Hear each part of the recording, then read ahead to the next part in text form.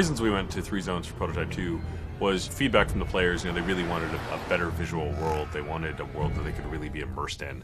And by going to 3 distinct zones, what it meant was that we could give a greater level of memory and resources and just focus and attention that our artists could deliver to each zone to make them absolutely stunning and beautiful and a rich environment to play with.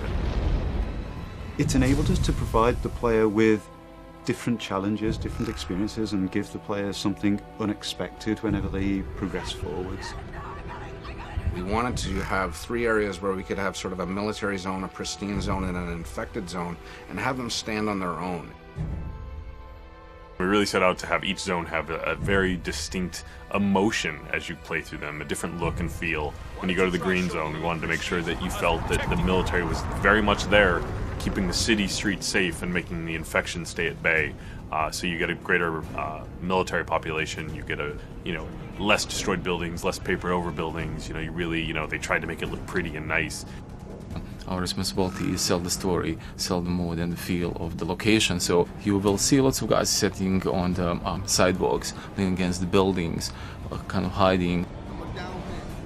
We also focused on having a dynamic exposure so that you could have dark areas and bright areas, and having the camera really adjust for that. So it didn't feel like this monotone area of just constant intensities. A lot of the threat that you find in the green zone is slightly more insidious. It's kind of hidden away. It's not as overt as in the yellow zone where there's military absolutely everywhere, but as you dig deeper into the green zone, you start to understand that it has its own set of secrets in there, which I'm not going to go into details in this particular conversation. The yellow and the green zone represent sort of the progression to the red zone. The green zone starts out as a living normal civilization where people are still going about their daily work. They're still doing their normal things. The yellow zone is more of a camp where things have gone wrong. They've moved people in, they've moved people out. It's a military quarantine zone. No one moves anywhere without moving through checkpoints. Your yellow zone, we really wanted that feeling of oppression. We really wanted that feeling of too many people crowded into a small space. We wanted to make you feel that Gentek is performing experiments on the human population.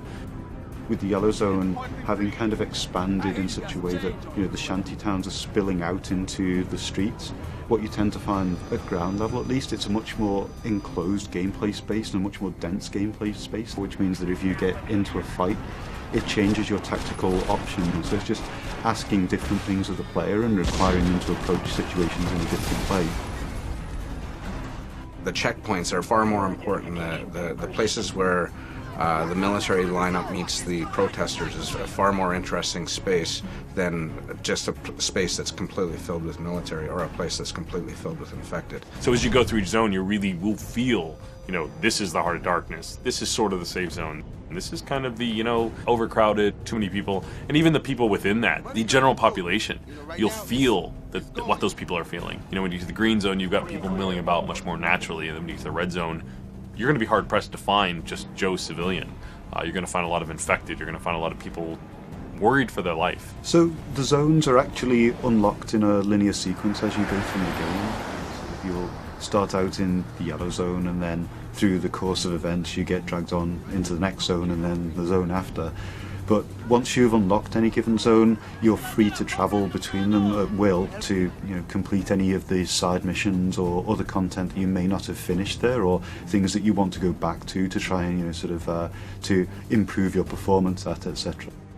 Prototype 2 is still very much a completely open world game where you have total flexibility to go wherever you want and do whatever you want whenever you want.